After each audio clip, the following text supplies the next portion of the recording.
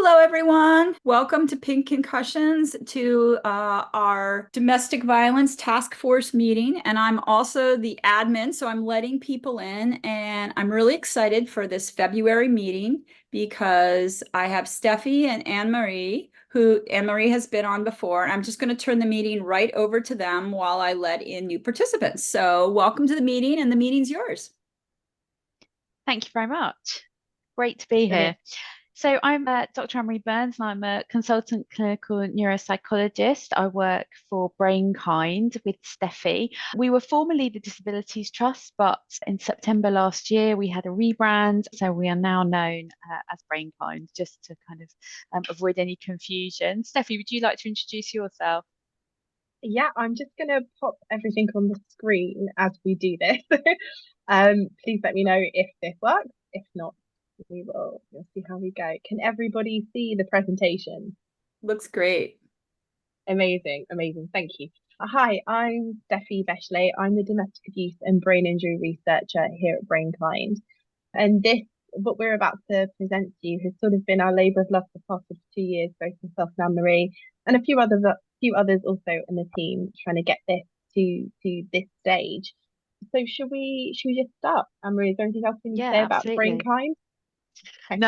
No, just that you're very well color coordinated with our presentation in the brand colors. Right. So it's interesting. Catherine was just reminding me that I was here talking a couple of years ago, and that was really when I had recently joined the organisation, and people had been working, including Joss Gaynor, on developing this project. So it really was in the very early stages. So it's a real privilege to be back here today to be talking about our findings, thanks to Steffi's incredibly hard work in gathering all the data. So we're just going to take you through some slides, and then hopefully at the end we'll have some time to have a discussion and people can ask any questions that they like. So Steffi, do you want to just put the next slide up? So at the beginning of this year, we published a report called Too Many to Count, and we called it Too Many to Count based on a quote from one of our participants who explained that she had experienced repeated violence, such that she couldn't even really think about how many times she had experienced a blow to the head. And that wasn't an isolated experience, that was the experience of many of the people that we spoke to. And so we thought that the quote, "Too many to count," was a very fitting way of kind of summarizing the work that we had done and the things that people had shared with us. Next slide. So our work kind of in this area began when we did a project at HMP Drake Hall, which I'm sure many of you will know about. It's a female prison in the UK. And of the women that we interviewed at Drake Hall, 60% of them had experienced, well, actually 64% of the women had experienced a brain injury. And of those women, 62% reported that they'd experienced that brain injury as a result of domestic abuse. And so that really made us aware of the significance of this, of the importance of looking at brain injury in the context of domestic abuse. And when we started to look at the literature, lots of it from the USA, Canada, Europe, Australia, we found that there was a very high prevalence of brain injury in the context of domestic abuse, and that made us think, well, hang on, there aren't any prevalent studies in the UK. Let's have a look and see what we find, and that's really what prompted us to do this work. So that led us to just over 2 years ago when I joined the team as the researcher. And we sort of started this piece with a couple of questions. And the first one is, as Annmarie has just suggested, what is that prevalence of brain injury amongst people who've experienced a domestic abuse, who are accessing particularly community-based services and settings in the UK? And then the secondary question that sort of came out of that is, what are the challenges faced by people with lived experiences when they're accessing those appropriate services? So you can just see a couple of numbers and stuff here, but we spoke to 60 people overall, so 60 participants, and they were recruited and supported by 9 different host sites across England and Wales. And these host sites were domestic abuse support services, such as safe accommodation refuge settings, known as shelters in other parts of the world, as well as outreach and community-based services. And where possible, we try to engage with host sites in different regions of the UK because we really wanted to try and make sure that different communities and different groups of people who are impacted by domestic abuse were represented in the data. And you can see that we've got an age range there of participants of 18 to 72. All 60 people that we spoke with identified as female women. And we used 7 different measures in our interview process. So our research interviews were conducted across a calendar year, so from July 2022 to 2023, and they took place either in person or remotely, where it was safe to do. And the research questions outside of the tools that we used, something we're quite proud of, were developed alongside the Safe Lives Pioneer Survivor Group because we really wanted to ensure that we were asking the right questions, but also in the right way and in language that made people feel safe and feel comfortable. So just a quick note on the ethnicity of our participants. So even though we spoke to 9 different host sites across England and Wales, and we have very diverse participant numbers here, as you can see, more diverse than the crime survey for England and Wales, and we're quite proud of that. But we do acknowledge there are absolutely, other groups that weren't as well heard in this work. And I think that's for a number of different reasons. But we were incredibly limited by the host sites that were able to take part because of capacity and already, real restrictions on their services in terms of staff time, but also survivors who were accessing the services being at the right place and time to speak to us. So we're incredibly grateful that we got the diverse mix that we did, but fully acknowledge, obviously, with all research, there's more to be done there. And then just quickly looking at domestic abuse experiences. So this probably won't shock most people on the call, but we thought it was really pertinent to include. So when we were speaking with people, with survivors and with people with lived experience of domestic abuse, our only criteria was that we're accessing a support service specialised in domestic abuse. We didn't screen people for the different types of abuse they experienced because we wanted to understand what those different experiences might look like in the context of brain injuries. So you can see here that 93% of people that we spoke with had experienced emotional abuse, 88% of people experienced physical abuse, and 75% of people had experienced verbal abuse. And these are all on at least one occasion across their lifetime. So many people that we spoke to spoke about different types of abuse when they were children, when they were adults. Some only experienced it as adults. Some people experienced it 5 to 10 years ago. Some people, it was less than 6 months ago. There's a really broad range of experiences. And it's one of the reasons that we use the term domestic abuse, because within the UK definition, it includes all these different types of experiences. Okay, and over to Annmarie. So that brings us on to kind of what our key findings were. So the key findings were that 55% of participants screened positive for a history of brain injury based on our screening tool, the Brain Injury Screening Index.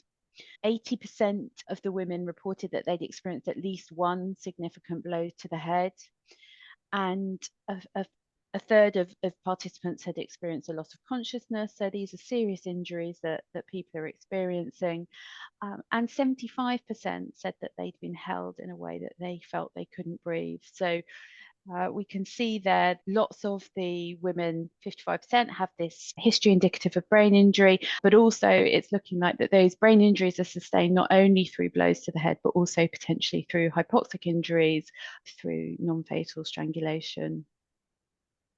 Next slide.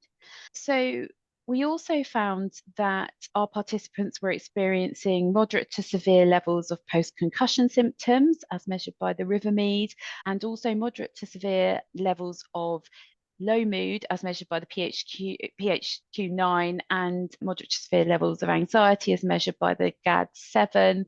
And just it's hiding behind people, but also 65% of our participants had levels of post-traumatic stress symptoms, which indicated that they had probable post-traumatic stress. And what was interesting was when we kind of looked at this in a bit more detail, we found that those people who screened positive on the BISI were significantly more likely to experience moderate to severe levels of post-concussion symptoms, low mood, and post-traumatic stress. But actually, across both the people who had a history suggestive of brain injury and those who didn't, everybody was experiencing moderate to severe levels of depression, of anxiety, sorry. No, now I've confused myself. So let's go on, and I'll talk about that now. So here we can see that on those people who screened positive on the BISI for a history indicative of brain injury were significantly more likely to be experiencing moderate to severe concussion symptoms. And that was things like fatigue, slowed information processing, difficulty organizing themselves, those sorts of symptoms. And this kind of takes us through, I won't go into this in huge detail because it's a busy graph, but this takes us through all the different symptoms as measured by the Rivermead post-concussion questionnaire. And you can see that actually all the participants are experiencing a lot of these symptoms, even those people that don't have a history suggestive of brain injury. I don't know if everyone can see the key to the graph. It's sort of slightly cut off on my screen, but the light green refers, I'm just going to double check actually on my other screen before I say something that's incorrect. I can Do you want me to read? Oh, go ahead. Can you see it? That's weird. Yeah, it's on my screen. Okay, that's fine. In fact, I won't take everyone through it. But what you can see is that for those people who have experience of both acquired brain injury and non-fatal strangulation, that they're experiencing really high levels of these post-concussion symptoms, particularly things like sleep disturbance, fatigue, noise sensitivity. And I won't talk too much about it here, but I think we can all just think about how those symptoms also overlap with post-traumatic stress symptoms, and that really points to the complexity of identifying brain injury in this population. Next slide. So this is the moderate to severe low mood symptoms, and actually this was the difference that wasn't significant. So actually in both groups there's quite high levels of low mood, and that makes sense obviously in the context of domestic abuse, and similar for anxiety, but I think that this did come out as mildly significant as well here. And next slide. And then post-traumatic stress symptoms, already spoken about this a little bit, but just to say that those people in the group who did have a history suggestive of brain injury were significantly more likely to have moderate to severe post-traumatic stress symptoms. So we can see from all of those slides that people are experiencing a really wide range of symptoms, and they're experiencing those symptoms to quite a significant level. And I think one of the things that's really struck us in this piece of research is thinking about how difficult this makes it for people presenting to their support worker or their healthcare professional, and how they describe these symptoms and how those symptoms are managed and thought about, and how easily a lot of the brain injury symptoms might be being misattributed to mental health or even physical health difficulties. Next slide, thank you. So just thinking about brain injury symptoms, lots of the participants reported that they had difficulties with their memory, unsurprisingly, but 63% were also reporting difficulties with concentration, and a significant proportion, 33%, reported difficulties with their speech. We didn't really drill down exactly what those difficulties with speech were, so I'm not sure if those were word finding difficulties or if they had slowed speech. That would require a bit more research, I think, but given that speech is a reasonably common symptom after a brain injury, but it's not really a symptom that people experience in terms of mental health problems as commonly, I think that is something that is really important to kind of bear in mind as well. And we also, as part of our research, we had a whole range of measures. We didn't really talk about this at the beginning, but I think we had 7 measures in total. And we used, in terms of brain injury, we used the Brain Injury Screening Index, which is a tool that we developed here at Brainkind, but we also used the chats, which is also a very good tool for looking at head injury in people with lived experience of domestic abuse.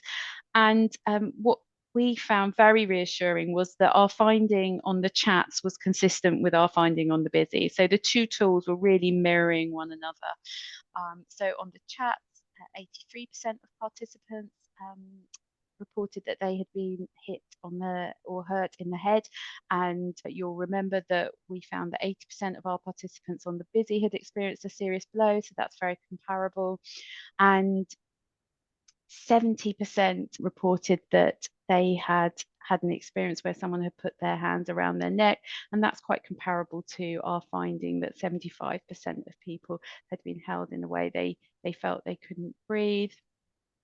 And again, a large percentage of people reporting that they felt dazed or confused or dizzy. So again, reporting those symptoms of concussion in the aftermath of a head injury. So in summary, 55% of our participants had a history indicative of brain injury. The brain injury screening index was consistent with the chats. The majority of our participants were endorsing moderate to severe levels of anxiety, low mood, and trauma symptoms. And for some of those things, having a brain injury meant that you were significantly more likely to experience those symptoms. And the majority of our participants were reporting a wide range of symptoms, particularly cognitive symptoms, including memory, slowed information processing, and difficulty concentrating. Okay, so I'm just going to talk a little bit more around the conversations that we had with women throughout these interviews and how that helped us, alongside the data from the 7 tools that Annmarie has spoken about and the data that we've presented, how that helped us really contextualize people's experiences and start thinking about sort of the gaps, the what next, and where brain injury fit into this very much jigsaw puzzle piece. So I just wanted to show this quote because it was incredibly profound, actually, when speaking with many of the people that we met with. And so many people didn't want to use the word strangulation. And that wasn't how they described their experience of being held in a way that they couldn't breathe. But some people were very clear that this is what they experienced. And it was the wording that they wanted to use. And this quote, to me, really speaks about the gravity of the act, because for a long time, when we think about non-fatal strangulation and we consider it in legislation, we think about people dying, but we don't think about the potential hypoxic injury and the brain injury element of that. But this particular person had sought medical advice, and it was only after seeking medical advice that they realised that their body's response to the situation wasn't just through fear, but it was also the bodily response to being deprived of oxygen. And that was very, very profound for her. And I just want to share that with you all. So I just want to talk about the 4 main themes that we have found throughout this study, and a lot of them overlap and intersect, as you would imagine, because they're not standalone issues, but they can be broken down into 4 areas. And the first area is around the identification of acquired brain injury, or therefore the lack of identification. So what we know from our data is that 55% of women that we spoke with had a history indicative of a brain injury, going off of the busy results. And we can clearly see from using those other tools in comparison that the symptoms of acquired brain injury significantly overlap with mental and physical health difficulties, which make identification and accurate identification of brain injury incredibly difficult within this group. So our findings show that despite the recent increase in awareness around things like non-fatal strangulation and the potential consequences, it's really, really important to be able to give people their own words and their own language to be able to describe this, but also for professionals to be able to understand that language and pick that apart. And when supporting someone, to understand whether what someone's experiencing is trauma or whether it's trauma plus potential brain injury. And our second theme, which very much ties in with the first, is around the lack of awareness and knowledge of acquired brain injury in systems that are designed to support women. So, and we say women because that's who we spoke to for this study, but obviously you could extrapolate this to anyone with an experience of domestic abuse. And there's clearly a very limited awareness of brain injury amongst professionals and also amongst people who've got lived experience of domestic abuse. It was not lost on us how many people kept saying, oh, I never knew that this could be a potential consequence, or I'd never considered this before, or I've been hit more times than I can remember. And maybe those people had shared that with a support worker, but maybe not shared it with a medical professional outside of potentially being admitted to A&E. And very clearly, we need an understanding of ABI because it's critical in supporting women and people with lived experience of domestic abuse to be able to advocate for themselves. And this came about not our data collection in the report, but also our roundtable events that we've held with both professionals across many different organisations and sectors in the UK, but also with groups of survivors, really highlighting that there's very limited awareness because the information hasn't been out there in a way that people have known to access or been able to understand. And this is an issue potentially because so many women told us that they'd been repeatedly seen by so many services across their experiences. And for those that did have ABIs that had been identified, it was often significantly later down the line of those experiences. It wasn't, there's a couple of the first questions that people have been asked, if at all. And it was very difficult for them to get the support they needed at the peak of crisis because not all of their symptoms or lived experience was being understood. And what this really suggests to us is that this issue is widespread across multiple systems. So not only is there a lack of knowledge for domestic abuse support workers, but there's a lack of advice and awareness around healthcare providers who aren't neurologists, amongst social workers, amongst family courts, amongst the police. Really, really is quite widespread. And this ties into our third theme, which is around health and social inequality. So again, from the data that Annmarie shared with you, and from if you've read the report, you'll be able to read many of the quotes that we don't have time to go into tonight. But many women that we spoke with reported mental health difficulties, with more than half of the women that we spoke to considering ending their life at one point, and a quarter of people we spoke with making an attempt on their own life on at least one occasion. And this is really concerning because obviously people are reaching absolute crisis point.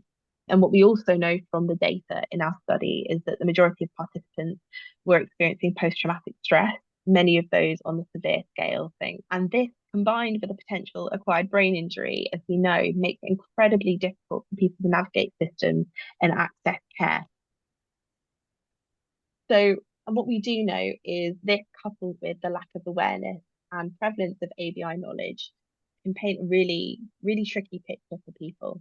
And it's difficult for a survivor to fully engage in any support plan that they might be given by a professional, but particularly a health support plan, without fully understanding and being able to manage any potential brain injury that they're living with. And this could impact the way that they navigate resources such as therapy, counselling, but also accessing medication, remembering to take medication. So as such, a diagnosis, a specific brain injury support would help survivors be better able to thrive, not just survive. And that's something we're incredibly passionate about at Brainkind, is supporting people to be able to live the best quality life that they can. And then this links in very much with our fourth theme, which is around protection and prevention. So in our data, there were two, in the qualitative parts of our data, there were two real distinct areas that are coming out as areas of concern for people with lived experience of domestic abuse. And this is around the criminal justice system and the family court. And 88% of people that we spoke with had involvement with the criminal justice system, namely the police, on at least one occasion because of what they were experiencing. But what they told us, and again, this isn't really unsurprising, but it was a real mixed experience of accessing services and getting the right support. And when things went right, they were amazing. People were provided with female members of staff where appropriate. They had translators if English wasn't their first language. They would clearly explain the process when going through court. But a lot of people didn't have that experience. A lot of people felt like they weren't being believed, that they had to repeat their story. And because they couldn't necessarily remember all of their story or their experiences in the exact order that it happened, the exact minute on the hand of the clock, they would disbelieve. And that's a real concern for us when we start considering the impact of acquired brain injury for people, and that we know that it can obviously affect memory and concentration. So things like making a witness statement are incredibly difficult. And also something that came up throughout our research, but also in the literature review that we did, was concerns about how any potential acquired brain injury diagnosis might be used negatively against people with lived experience in the family court, but also in criminal court. And this is something that even before we started our data collection, when we worked with that Safe Lives Pioneer Survivor group, thinking about what our questions should be like and how we should word them, this was a concern that came out about using tools with people. And again, it was another reason why it was so important for this data to be collected anonymously. But then on the other hand, there is also a risk associated with having your brain injury not being identified and not having the adequate support put in place. So essentially, it's incredibly tricky and it's incredibly complex. But this is why we need to raise awareness of acquired brain injury across sectors, and that includes the legal sector and the family court. So that brings me to our recommendations and our next steps. So unsurprisingly, we're calling for further research, whether that's us leading it, collaborating, supporting other people to lead that, because we recognise that what we've done is a starting point in the UK in terms of looking at prevalence. And we know that there are lots of voices that we would have loved to have included, but for many reasons weren't in this piece. So particularly for communities where English isn't a first language, people from minoritized communities, LGBTQIA+ communities, people who are disabled, and indeed older groups of survivors. We would love to see those voices and those experiences researched and understood in this context. And also another one of our recommendations as next steps is, something we've all been saying for a long time, is thinking about screening methods and tools. And it's not a one size fits all. And one of the conversations I think we've had many a time with our colleagues over at Ohio Domestic Violence Network is there's not a magic tool. We need a magic toolbox. And a series of tools that will help us unpack and understand really what's happening to the person in front of us, and using brain injury and brain health as a way of navigating that.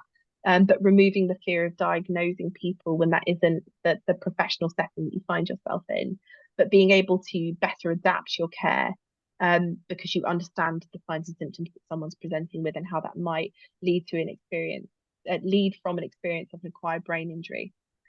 And then that leads us on to, well, it's great if we make screening methods and tools, but then how will people know to use them and why it's important?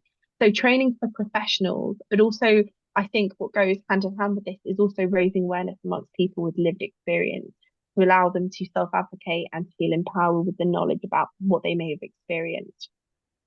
So this is something that we're currently working on. Number 2 and 3, they're on the list across the UK, and meeting with lots of different organisations and survivors to try and understand how we can best put that in practice and do it in a really trauma-informed, survivor-led way, in a way that will work for all the different settings that people might engage with support.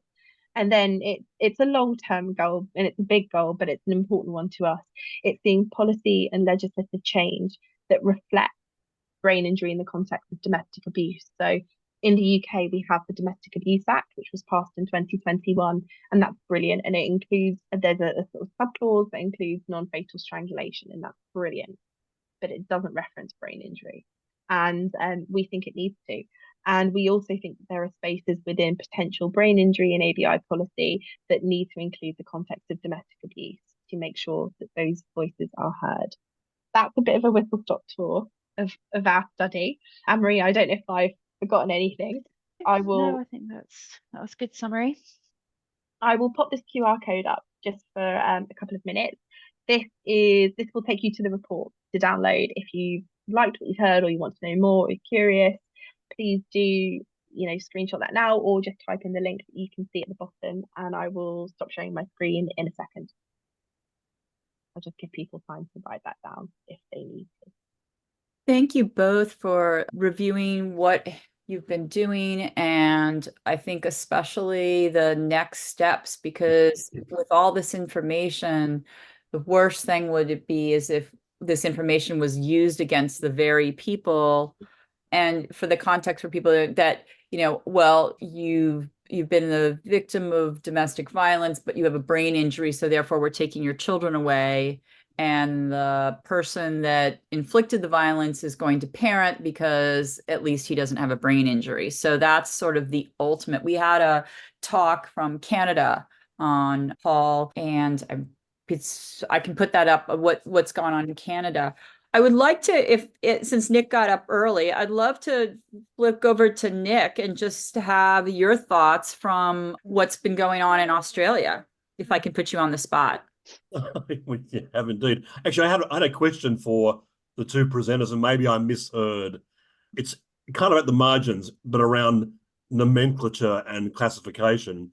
I thought at one particular point you differentiated between non-fatal strangulation and acquired brain injury, whereas, and maybe this is a UK thing, but the terminology, the classification in Australia is acquired brain injury is the large category, which contains myriad severities, external causes, ages of acquisition.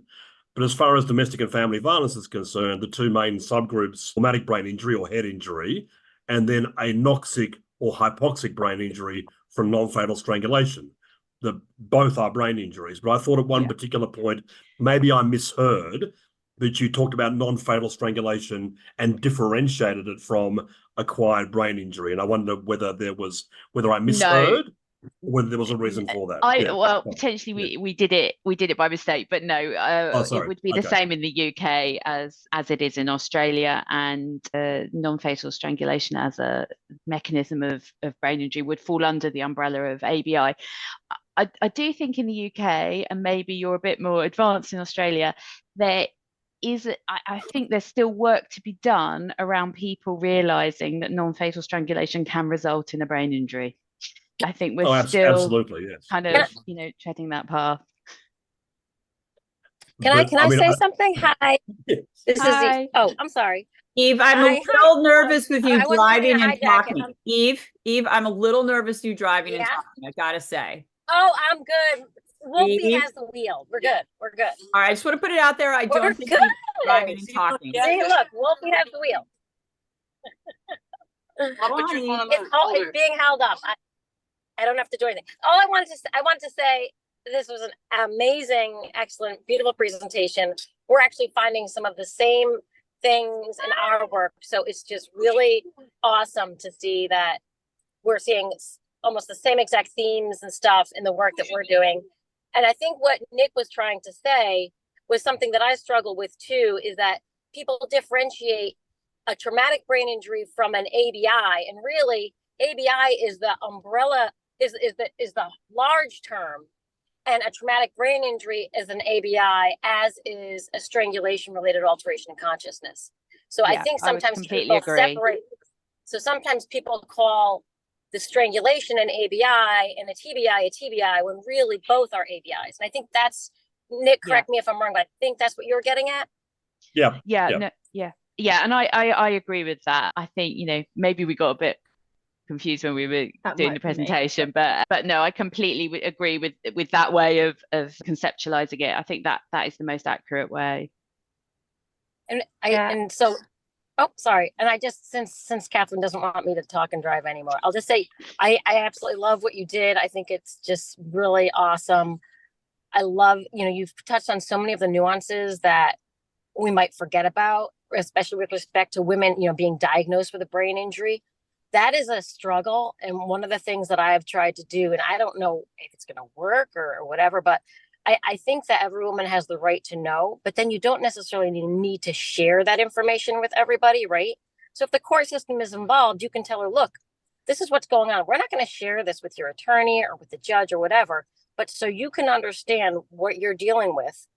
And then somebody else can say, and then she can decide, or the legal team can decide. And I'm not going to say it's always going to work, but that's what we've been struggling with it too. So it's definitely not unique.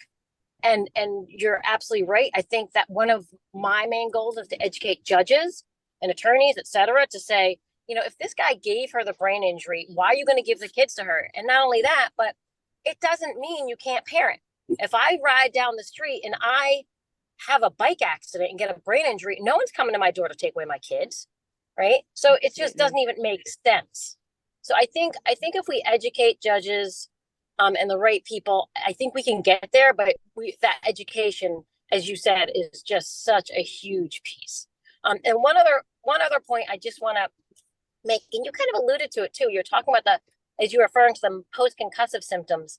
I try not to use that term anymore unless I'm really talking about right after a concussion, because as you noted, a lot of the things that are going on are actually things that people experience every day. Right? A large majority of the population will have reasonable rates. Maybe, they'll score low, but they will score on many quote unquote post-concussive symptoms. It's just because they're very non-specific. So I try to use the term neurobehavioral symptoms. And okay. I don't know if, I'm not saying you should or everyone should, but I have actually, moved away from that term a little bit, precisely for what you're talking about, because we know that PTSD could be part of it, right? And so we don't want to swing the pendulum to the point where now we're calling everything a post-concussive symptom if, we know that there's a lot of other things that could be causing that. I thought you talked about it really well. So this isn't a criticism, but I think you were recognizing that, even people who don't have brain injuries are reporting these. And that's true, even if you're not in a partner violence situation. But people who experience partner violence typically have higher rates of these neurobehavioral symptoms anyway, even if they don't have brain injuries, because I've looked at that as well. But I'm going to stop now so Catherine cannot be so nervous. But I really just wanted to commend you. I thought this was just so superb, just music to my ears to hear that you're finding the similar things and that you put this together in a report or a paper, whatever. I can't wait to read the rest of it, but congratulations. And thank you so much, so much for your hard work. Thank you. I really appreciate it. Thank you. Thank you. That means a lot. It's really, really helpful. And I think, we don't want to think that people across the world are experiencing all these things. That's not great either, but it is really helpful to see these patterns being demonstrated in research around the world. And I think it shows us that we're kind of on the right track. And I take all the points made around language. And I think we're still struggling with, having exactly the right language for some of these things. And I think concussive symptoms is not an ideal way to describe things, and I like the neurobehavioral symptoms. I'm going to start using that now. But I think there's a lot of things that we need to tease out, iron out, get a shared language around. I want to jump back to Nick. And Nick, while you're speaking, I'm going to put up the slide of the events that are coming up. Oh, okay. I just wanted to pick up on the discussion about awareness, because one thing that I'm struggling with here in Australia, in the calls that I receive from women who have been serially beaten around the head every Friday night after a partner has gotten on the cans, as we call in Australia, has gotten drunk and taken out his frustrations on his partner, is that a lot of women don't understand that they can actually get a concussion from not just playing sport. One of the problems in the conversation around concussion in Australia, at least, is that sport and sports-related concussion completely dominates the field. And there needs to be an understanding that, first of all, the concussions are mild traumatic brain injuries.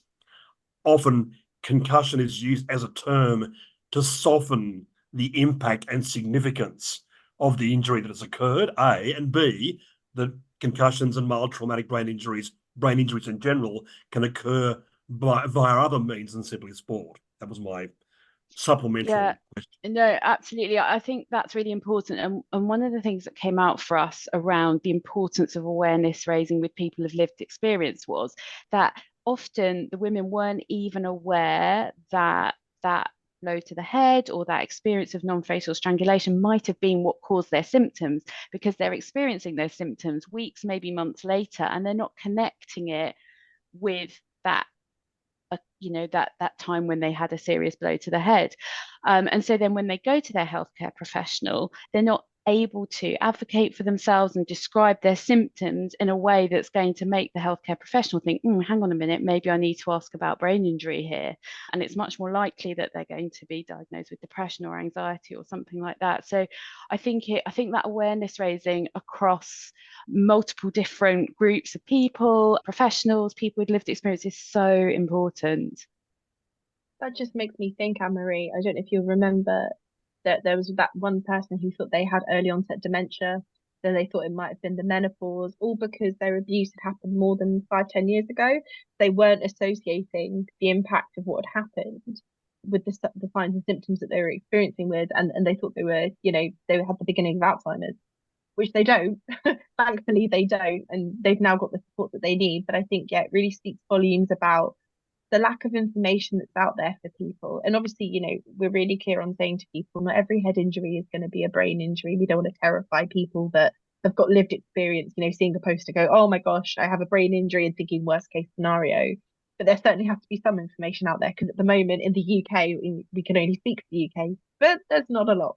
And it's mainly us talking about it and trying to get other people to join us in conversation. So whilst it's frustrating to hear universal experiences of people that have experienced domestic abuse and the connection of brain injury, I think it also speaks to, I think it's great that we've got so many people on the call actually from all around the world that are interested in this and talking about this. And I think, even if it starts as a conversation is better than nothing that we've had before. And I think that's the starting step really for us. I absolutely agree. And I think we're up to 18 countries now on this group. So whether they actually make the call or at least read the emails or click through to the links. And I just wanted to do a quick thing to end up with Nick doing a little promo there, is that Eve and I are traveling on March 14th to 16th to LA. And Eve and I are part of a 2-hour symposium on brain injury in women, a lot on female veterans. So I'll be speaking on brain injury in women. Eve will be speaking on domestic violence. Then we jump on a plane together and we fly to New Zealand for New Zealand's first International Traumatic Brain Injury Conference, The Hidden Cost of Violence. So if you've ever wanted to go to New Zealand, join us in New Zealand, and you can see the 6 women that are all speaking. And then I'm popping on a plane the next day and going to see Nick in person. And Nick, why don't you give me a 1 minute about the event that you're having on March 23rd in Melbourne? Yeah, so look, my day job is to provide disability advocacy advice to people who contact Brain Injury Australia. So I'm not a clinician, I don't provide health advice. But ordinarily, people who don't make a spectacular, uneventful recovery from an uncomplicated concussion, say in 7 to 14 days, don't know where to go. And they contact Brain Injury Australia because they read somewhere that indeed concussion is a brain injury. I can't provide health advice. So ordinarily what I say to them is go and see your primary care physician, what we call a general practitioner in Australia. And going to a general practitioner is a bit of a lottery in Australia.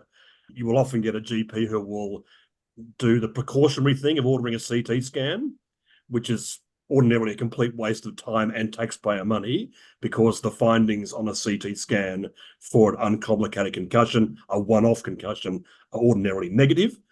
And so the person comes back to the GP's office, there's a negative finding on the scan, they're patted on the head and told to go home and simply wait for a recovery to miraculously occur, which isn't the case for as many as like 20-30% of people who sustain concussion. So what this event that I'm holding in Melbourne at the end of March, which Catherine has very, very kindly agreed to pop across from New Zealand to present at, is really targeted at our general practitioner class to make sure that they get a kind of, in one afternoon and a weekend, a crash course in concussion with some of the leading players in concussion management, assessment, and ongoing care. So we have the Chief Medical Officer, for those of you who follow Australian sport. National sport is called Australian Rules Football. So the Chief Medical Officer for the AFL will be appearing alongside one of the National Rugby League Chief Medical Officers for the most successful franchise in Australia. And then a leading general practitioner who also happens to be a director of Brain Injury Australia, who sustained a severe traumatic brain injury from an assault back in 2008. Catherine will be speaking, and alongside one of the a long-standing esteemed TBI clinician who runs a concussion clinic in Melbourne, which is our second most populous city. And then also Vicky Anderson from the Royal Children's Hospital in Melbourne, who's one of the international experts in the assessment, care and management of concussion in children and adolescents.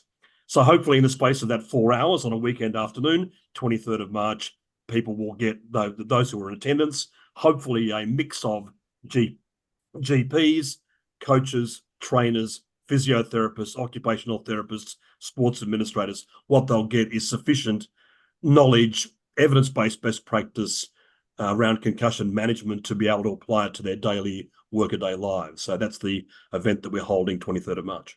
And we're finding that flights to New Zealand and Australia from at least the West Coast were about $1,100. So if you've ever wanted to go, It's the cheapest it's ever been. So come join us in LA or New Zealand or Australia, because it's life achievement for me to get there. So back to our regular scheduled program. Thank you, Nick. I see Paul's on there. Paul, do you have some comments from Canada?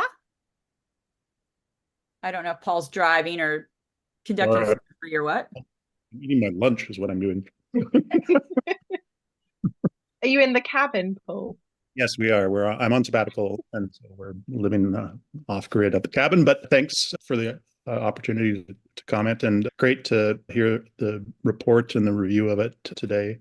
Thank you so much, Annmarie and Steffi. It's wonderful to see this work, and it confirms everything that we've been seeing now for a while in these different contexts. So I think we're definitely getting to a place where it's like, I think the recommendations are the things that we should be spending a lot of time and energy on over the next 5 to 10 years, is let's make the system better and respond more appropriately. Thanks again for your talk. Any other questions from the group? And I think I've mentioned this before, when we had the very joint, very collective 2 years working on that article with the New York Times Magazine. And sometimes these interviews, I'm having someone pick up an interview. Sometimes it takes 2 years to work with reporters, and they'll be working for several different magazines or news before they come out. But if you work with reporters and help them out and give suggestions, but that one especially, we had a judge that emailed me and said of the 20 or 30 years he was on the bench, and of the domestic violence situations that he saw and the restraining orders, it never occurred to him that any of the women would have a brain injury. And he said, I'm haunted. I'm absolutely haunted. And in 30 years, I thought that she was on drugs or some mental capacity. I could see it, but I didn't know what it was. Yeah, I think that misattribution of, behaviors or responses to things is really concerning, and that's what we've really got to work on. But I think what's unique is that you have the legislation behind you in the UK. Yeah, I mean, well, the Domestic Abuse Act is very new. And as with any legislation, it's taking time to have a consistent sort of across all of the UK consistently be applied. And particularly around non-fatal strangulation, I think there are so many parts of the Domestic Abuse Act that are particularly around physical violence, where it potentially is a lack of physical evidence on someone. And we know that with a lot of non-fatal strangulation, there aren't necessarily bruises or marks, or unless something's been used, and it makes it so tricky to prosecute in that sense because there's such a lack of evidence. But also for people who have had things happen, cumulatively across years, they might not ever speak about it. There's still, I think, a lot of shame and a lot of stigma associated with that. And there's still a lot of shame and stigma associated with all of domestic abuse, I think. And I think it's very difficult for people to talk about. But I think it's around, and this is one of the things that come out of a lot of conversations with domestic abuse practitioners in particular, the concerns around brain injury being essentially demonized against people, and the way that we've seen mental health play out particularly. So we have the legislation, and that's a great step in terms of things being spoken about, but it's about the legislation sitting alongside the awareness of acquired brain injury and understanding how that might present and how systems might need to be changed. So I think a lot of the systems that we have set up, and I don't think the UK is unique in this, that they're not set up for people to navigate particularly easily, and that's assuming English is your first language, you have no prior disabilities or learning difficulties, you can recall certain things about what's happened to you, you have capacity, you don't have pre-existing mental health. If you have anything else, it's quite frightening to consider how someone might navigate that if they don't have appropriate support, and without those systems being aware of how people's lives might be impacted by brain injury. Sorry, very long answer to I think what was a very short question. In short, the legislation's not fully working yet. Work. We have Dorothy and Lori. So maybe on the shorter side, question and answer. Dorothy, please continue. Yeah. Hi, everyone. I'm Dorothy Kozlowski. I'm a brain injury researcher who got into this work a few years ago. I lead a group in Chicagoland trying to address this issue in a variety of ways. Some of my colleagues are here with me. I haven't gotten a chance to be part of this group very often because of conflict, so I'm really glad to be able to join you all. And thank you for your overview of your work. I have a very specific question, and that is about access to survivors. So we've been trying to do a variety of research in Chicagoland, and I'll be honest that a lot of our community partners are a little hesitant to have us work with the survivors, worried about the fact that, well, they may now start thinking about the fact that they have a brain injury, and yet the services aren't there for them to address the brain injury that they have. And so I was just wondering if that's something that you had any problems with, and if so, maybe how you got around that. It was something we had to think quite carefully about. We didn't, because this was research and because not all the tools we used were validated for this population, we weren't giving people feedback about whether or not they screen positive for a brain injury. But obviously, as you rightly suggest, if you've been asked those questions, you then might quite reasonably start to think, hang on a minute, I think I've had some of these experiences. So Steffi worked incredibly hard with the organisations that we partnered with to support them to be able to support the women following their research interviews. And we provided them all with a letter which essentially said, I've been part of this research, and it was around brain injury in the context of domestic abuse, and it signposted them to go to their general practitioner. And that was the way that we were able to get support from an ethics committee, and we were able to engage with organisations to do it. But it's not straightforward. It is difficult. And I mean, 60 is not a huge number, but in terms of the amount of work it took Steffi to get 60 participants, it was amazing, really. She worked so hard to do that. But I think this is something that we have to consider with all work in this area. It's not easy. Thank you so much. Lori? Yeah, Oh, sorry. It's okay. I was just going to add a couple of sentences. I was just going to say, and another issue that we faced, it wasn't that the host sites didn't want to work with us, they absolutely did, but it was having survivors that were in the right place and time to be able to have that conversation, and that felt safe enough to talk about these things. And we were being really mindful of the fact that lots of people might be in crisis and situations might change when they're in refuge. So, we would have loved a lot more than 60 people, as Annmarie said. And I think a lot more than 60 survivors would have loved to have taken part, but it was about the right place, the right time, and were they safe enough? And the safety was the paramount thing for us. If people felt like it wasn't right for them, we certainly didn't push it, and we said, that's okay. If we're still collecting data in a month's time, have a chat with us then. If not, that's also okay. And some people would sit down with us in the room and say, yeah, I'm ready.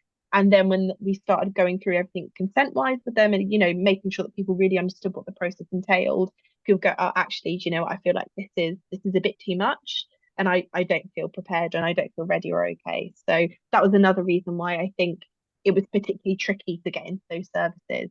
But what we've learned about working with DA services, finding the right person professionally that can have the connections, that can build that rapport and has that trust already with the survivors, that can create and help facilitate that safe space as well. That's been really key. Thank you. Lori, did you have a quick question? I do. I recognize that we're about out of time. Do you want me to hold off or? Oh, no, we have 2 minutes. We can do anything in 2 minutes. Okay, I'll speak quickly. I am an attorney at the Children's Law Center in California, and we're the largest legal child advocacy firm in the United States. And so I represent children in foster care, and many of those youth are also parenting youth who now are part of the multi-generational system involvement, who have had their own children detained. And a lot of our parenting mothers have a history of domestic violence, and that is why their children have been detained from them. And I think one of the things that we're really struggling with and broaching the subject with those clients is the fact that even if we know they were hospitalized for brain injury, or they have repeated domestic violence, and they have what we know to be symptoms potentially of that injury or a loss of consciousness, they are not being discharged with any medical information that would suggest to them that any symptoms in the future or neurobehavioral symptoms, as Dr. Valera indicated, would maybe stemming from that impact originally. And so what I've been seeking is any information that we can give to our client survivors, even kind of indirectly without particularly broaching the subject of their injury, which, you know, they know that they have this history of domestic violence. Be on the lookout for this kind of thing, but it needs to be in a trauma-informed language. So if you have anything like that, it would be really helpful. We actually have broached the judicial officers in Los Angeles County and in the child welfare system, also in the delinquency system. And Dr. Gorgans and Judge Bowen from Colorado in the Veterans Court are going to be presenting at that training if the judges say we are allowed to do that. But we could really use any resources that we can provide our survivors so that they can understand what may be happening with them. Do you have any of that? Sorry, that's Steffi, my I question. think it's the Ohio group, isn't it, that have loads of great information. Yeah, Yeah. put in the chat. Rachel's group Yeah. has a lot of great Perfect. stuff. Yeah, loads. So, and Lori, I'll be out in LA for about 2 weeks in March. I have 2 children living out there, so I'm going to go kind of like hang out and lurk around. So if you want Amazing. to, I'll be out. I actually live in the UK, so I'm actually closer to Steffi and Annmarie. Really? Okay, you're there. I work in LA. Awesome. But thank you. That's a great idea to reach out to Rachel. And if anybody else has any information, I'm just going to put my information in the chat, if that's okay. Thank you. Yeah, absolutely.